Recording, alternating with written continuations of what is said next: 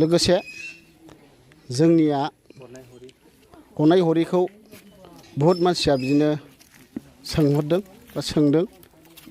दा बेयावहाय आं बुंनो सानदों नैबे जोंनि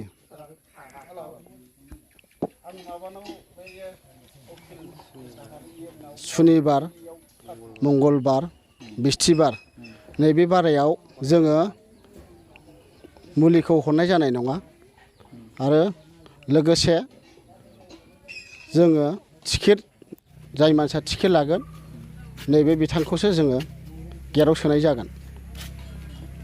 टिकेटखौ माब्ला टिकेटखौ जोङो फैगौ 25 तारिखआव होगोन।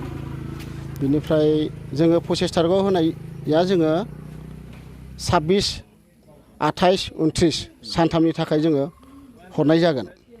सानसेयाव खैजोन होनाय जायो? सानसेयाव जोङो 500 होनाय जागोन बेखिनि।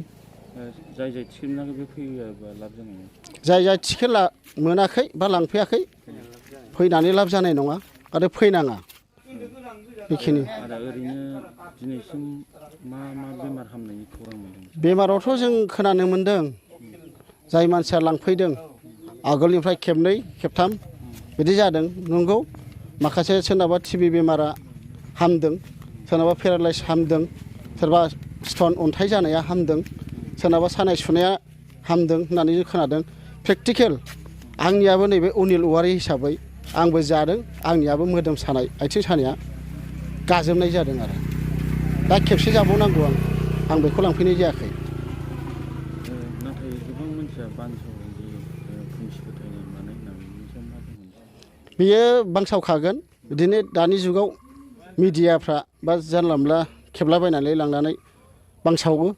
बे बांसावग्राया मानो नैबे बिथां बसुमतारिखौ बेन खालायनो नागिरनाय आरो बिनि अनगायै जेबो गैया आरो।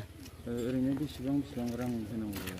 बेयाव राङाव दया धर्म नैबे आगदुवार फासदुवार होनो बेयावहाय थाइसे थाइनै बिदि आरो बैयाव जानाखि सान्थि लांगोन मुलि नैबाव गोसो बायदि 20 थाखा होयोना 50 रां होयो बे गावबा गावनि गोसो। नोंथाङा सानाय सुनाय बेरामनि जेंनायाव गोग्लैनानै दं नामा? गावनि देहानि सायाव सानाय सुनायखौ लानानै दुखुआव दं नामा? नोंथाङा सानाय सुनाय दंब्ला जिंगा दासि। जुदि दं नोंथाङा गोख्रैनो सुलाद लादो।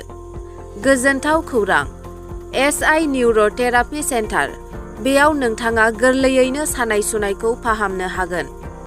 सिं सानाय, आफादावदै सानाय, मोदोम जरा सानाय, आइजोफोरनि जेंना, खर' सानाय आरो बायदि बायदि रोखोम सानाय दंब्ला गोरलैयैनो फाहामनो हागोन।